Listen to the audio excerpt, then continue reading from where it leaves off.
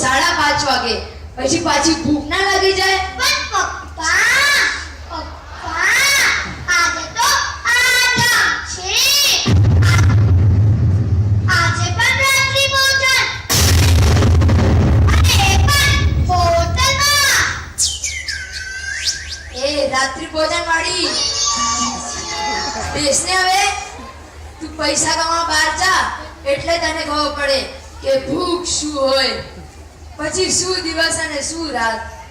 તું કહેતો હોય તો તારા માટે પણ પાર્સલ લઈ આવું. ના પપ્પા, મારે નથી ખાવું. મારો તો ચોવ્યા છે. પપ્પા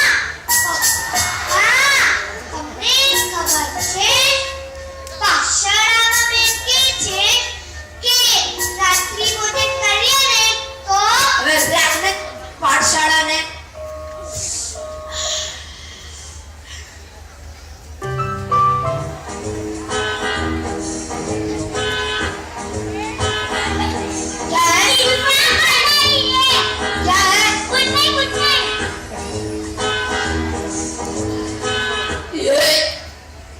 આ તો મજા આ ગયા.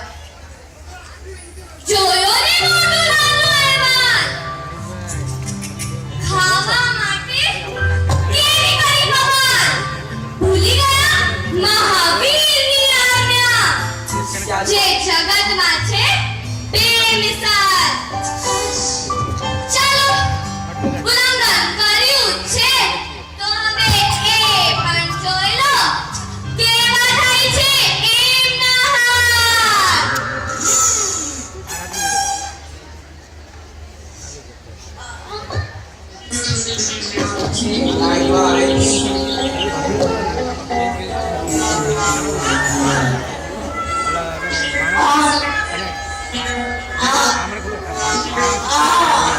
ઓય બાપા, મરી ગયો.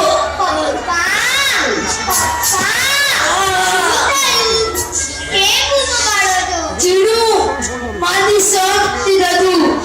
મારું પેટ જાણે કે ફાટી જશે એવું લાગે છે.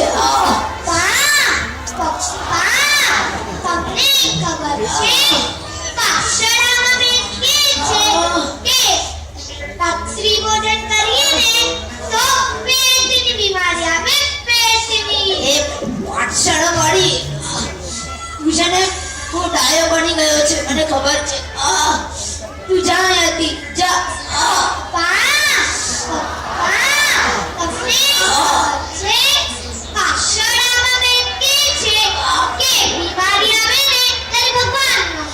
તું ઘરે નથી ત્યાં સુધી, જા અહીંયાથી, જા.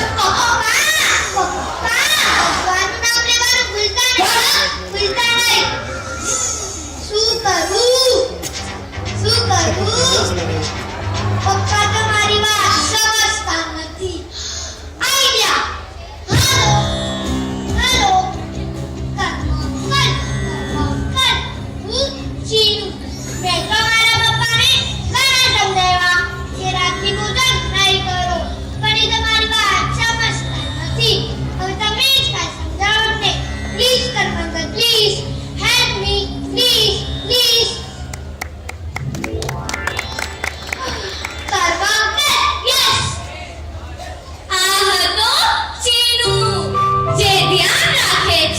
મહાવીરની જેમ પ્રતિક જીવનું. પપ્પાને રોજ કીધો છે કે રાત્રિ ભોજન નહીં કરવાનું, પણ પપ્પા કે સાંભળે છે કાંઈ એનું. હવે હારીને સ્વીકાર્યું છે એને શરણું કર્મરાજાનું. તો જરા વિચારો, અગર કર્મરાજાની વાત સાંભળી લીધી તો શું થશે આ પપ્પાનું. ચલો ચલો ચલો ચલો ચલો. મારો તો જીવ જાય છે, પણ સમજાતું નથી. સવારમાં કઈ ખાધું પણ નથી, તો મને આટલું બધું પેટ કેમ? કાલે રાત્રે પાવભાજી અને સેન્ડવિચ કોણે દબાવી હતી? કોણ બોલ્યું? ઓહો, લાગે છે મારી પેટની સાથે સાથે મારા કાનમાં પણ કંઈ થઈ ગયું છે. અજીબ અજીબ અવાજ સંભળાય છે. શું કરું? ચાલ, ચીનુના કહેવા પ્રમાણે ભગવાનનું નામ લઈ લઉં. હે ભગવાન, તે શું કર્યું? ભગવાન, તે આ કેમ કર્યું? ભગવાને કાંઈ નથી કર્યું, મેં કર્યું છે. મેં. કોણ બોલ્યું? કોણ છે? તું કોણ છે? હું છું. તું કોણ? હિંમત હતો સામે આવો ને.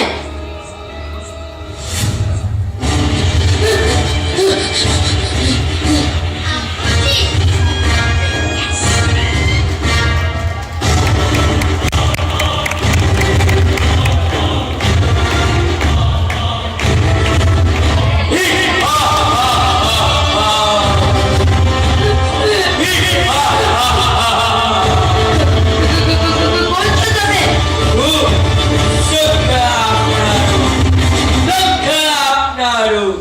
સ્વાસ્થ્ય આપનારો, બીમારી આપનારો, શાતા આપનારો, અશાતા આપનારો, સદગતિ આપનારો, દુર્ગતિ આપનારો. ઓ ભાઈ, જો મેં છે ને બાળપણમાં ક્યારે ઉખાણા ઉકેલ્યા નથી. આ સુખ આપનારો, દુઃખ આપનારો, એ બધામાં મને કઈ સમજણ પડતી નથી. સીધું સીધું બોલે, કોણ છો તમે? અરે મૂર્ખ, સમજી. હું કર્મ રાજા છું, કર્મ રાજા. પણ તમે અહીંયા કેમ આવ્યા? અરે નાદાન, હું તો હંમેશા જીવની સાથે જોઉં છું. મારો અને જીવનો સંબંધ તો અનાદિકાળથી છે, પણ જીવ જ્યારે શિવ બને છે ને ત્યારે જ અમારા સંબંધનો અંત આવે છે. એક તો મારું પેટ દુખે છે અને આ બધું બોલીને તમારું માથું દુખાડો છો. તમે કંઈક સમજાવવાનો કષ્ટ કરશો પ્લીઝ. પ્લીઝ. તો સાંભળ, હું કર્મ રાજા.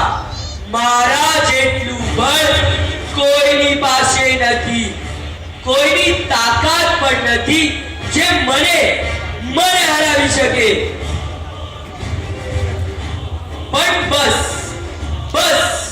એક આ મહાવીરની આજ્ઞામાં જેવી તાકાત છે જે મને હરાવી શકે.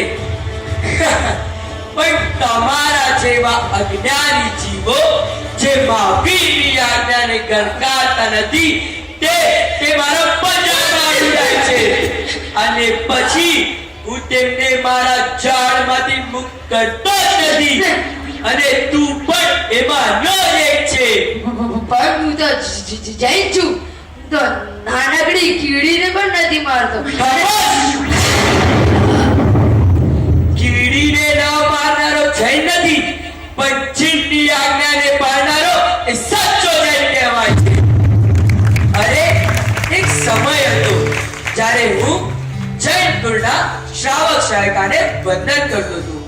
એમના જીવનમાં મહાવીરની આજ્ઞાનું એવું સ્થાન હતું કે જીવ ઈચ્છા તો સ્થાને હતી.